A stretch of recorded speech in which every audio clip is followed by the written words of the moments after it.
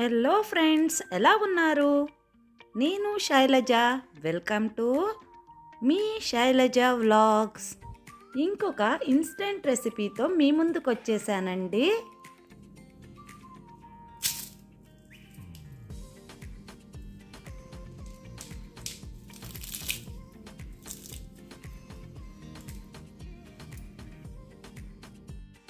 ఏంటివి మడత కాజాల్లాగా పొరలు పొరలుగా ఉన్నాయి అనుకుంటున్నారా? మడత కాజాలు కాదండి, పెసరపప్పుతో చేసుకున్న స్నాక్స్. చాలా క్రిస్పీగా, పొరలు పొరలుగా, చాలా యమ్మీ యమ్మీ అయిన స్నాక్స్. ఇందాక సౌండ్ విన్నారు కదా, చాలా క్రిస్పీగా ఉన్నాయి. దీనిలో వేసిన ఇంగ్రీడియంట్స్ కూడా చూడండి ఎంత బాగా కనిపిస్తున్నాయో.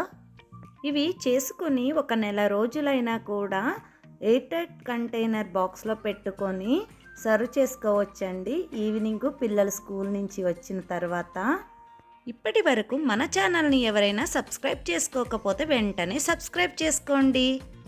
వెంటనే రెసిపీలోకి వెళ్ళిపోదాం రండి.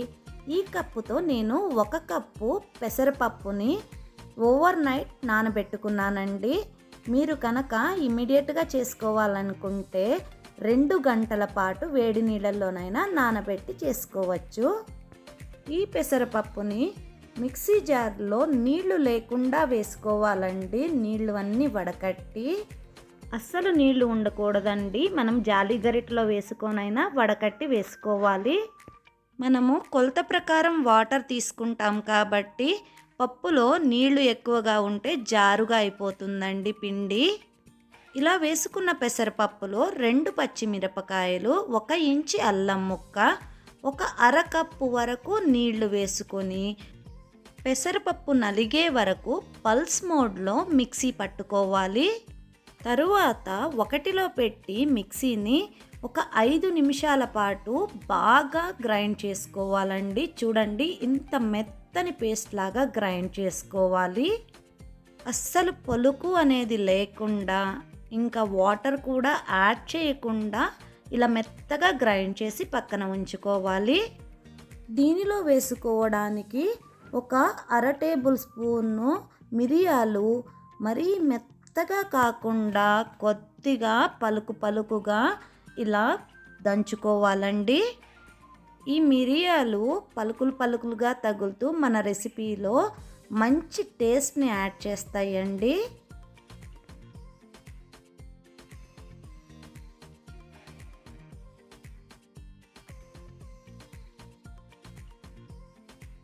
వీటిని పక్కన ఉంచుకొని ఒక వెడల్పాటి గిన్నె తీసుకొని దానిలో మనం మిక్సీ పట్టుకున్న పెసరపిండిని వేసుకోవాలి.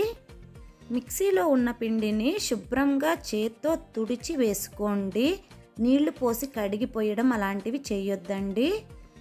ఇప్పుడు దీనిలో రుచికి సరిపడా ఉప్పు నేను ఇక్కడ 1/2 టీ స్పూన్ తీసుకున్నానండి. అలాగే ఒక 1/2 టేబుల్ స్పూను పసుపు, 1 table spoon red chilli flakes, మనము దంచి పెట్టుకున్నాం కదండి మిరియాల పౌడరు, అది వేసుకొని 2 టేబుల్ స్పూన్ల నువ్వులు కూడా యాడ్ చేసుకుంటున్నానండి. అలాగే దీనిలో 3 టేబుల్ స్పూన్ల నూనె యాడ్ చేసుకొని ఇవన్నీ పిండిలో బాగా మిక్స్ అయ్యేటట్లు కలుపుకోవాలి.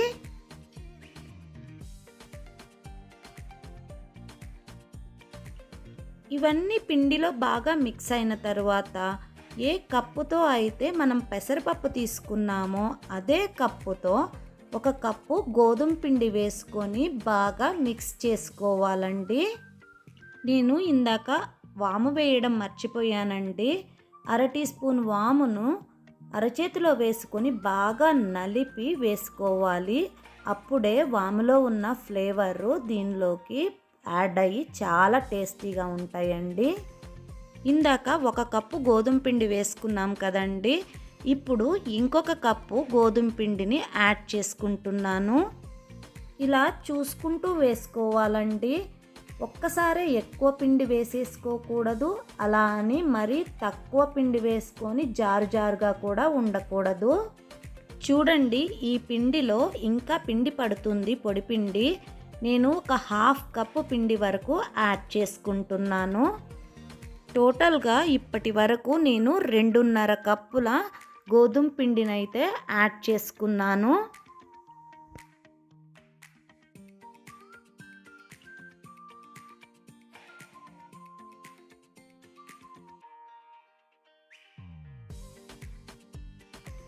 దీన్ని ఇక్కడ చూపిస్తున్న కన్సిస్టెన్సీలో బాగా దగ్గరగా వచ్చేటట్లు కలుపుకొని ఒక స్పూన్ ఆయిల్ పైన స్ప్రెడ్ చేసి మూత పెట్టి ఒక 15 నిమిషాలు దాన్ని అలా వదిలేయాలండి.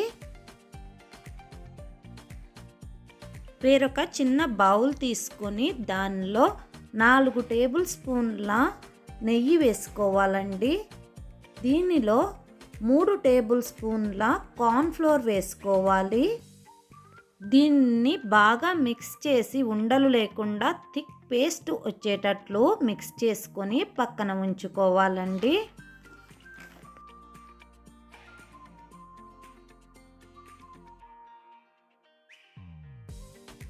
పదిహేను నిమిషాల తర్వాత దీన్ని ఒకసారి మళ్ళీ బాగా కలుపుకొని చూడండి, మనకి పిండి ఇలా సాగుతూ ఉండాలి.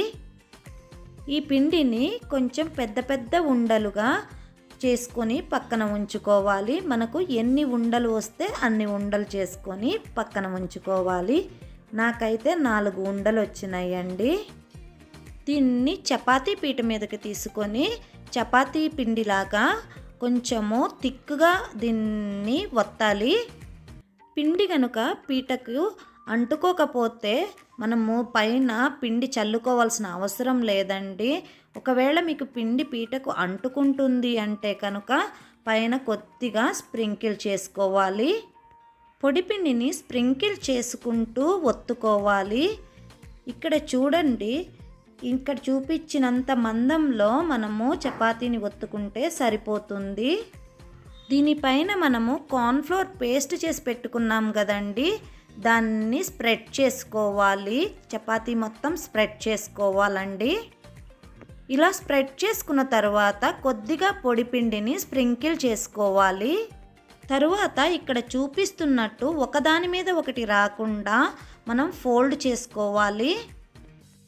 తరువాత మళ్ళీ కార్న్ఫ్లోర్ పేస్ట్ రాసి కొద్దిగా పొడిపిండి స్ప్రింకిల్ చేసుకొని ఇక్కడ చూపిస్తున్న విధంగా మడుచుకోవాలండి. దీనిని మళ్ళీ చపాతీలాగా ఒత్తుకోవాలండి. ఇక్కడ మనకు స్క్వేర్ షేప్ చపాతీ వస్తుంది.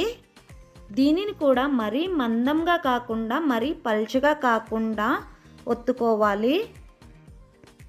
దీనిపైన 1 ఇంచు వరకు 2 సైడ్స్న వదిలేసి మధ్యలో మనము కార్న్ఫ్లోర్ పేస్ట్ స్ప్రెడ్ చేసుకోవాలి. ఇక్కడ చూపిస్తున్నట్లు ఇలా ఎందుకు వదిలేసాము అనేది నేను చెప్తానండి.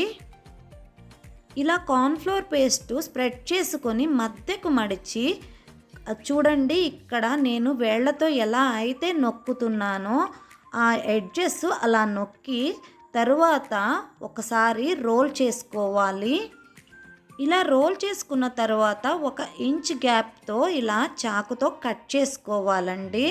చూడండి, ఈ మందం ఉంటే సరిపోతుంది.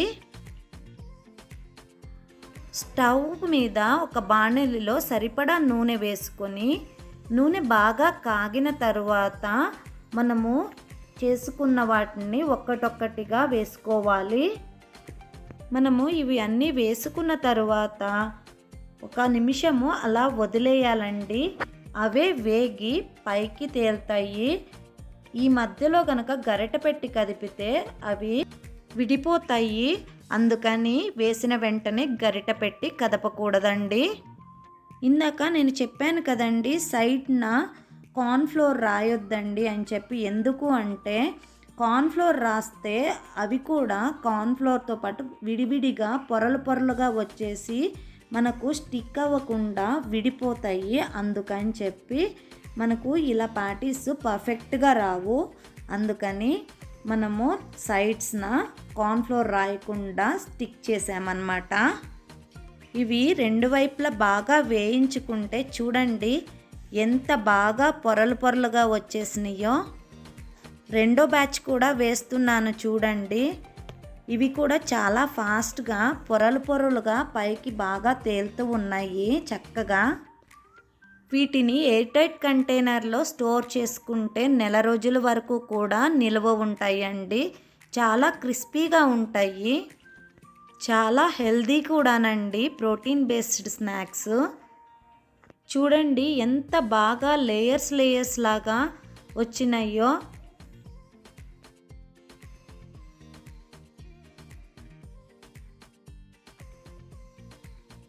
చూడండి ఎంత బాగున్నాయో గోల్డెన్ బ్రౌన్ కలర్లో.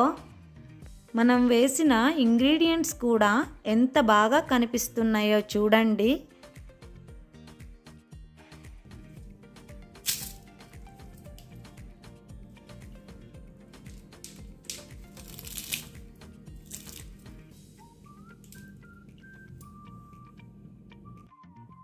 విన్నారు కదా ఎంత బాగా క్రిస్పీనెస్ వచ్చినాయో.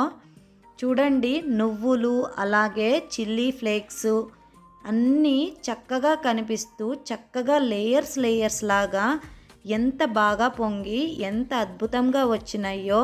టేస్ట్ కూడా అంతే అదిరిపోయిందండి. తప్పకుండా మీ ఇంట్లో ట్రై చేయండి. ట్రై చేసి మీ ఇంట్లో వాళ్ళకు మీకు ఎలా అనిపించిందో మాకు కమెంట్ సెక్షన్లో తెలియచేయండి. Thanks for watching. Please like, share and subscribe to our channel.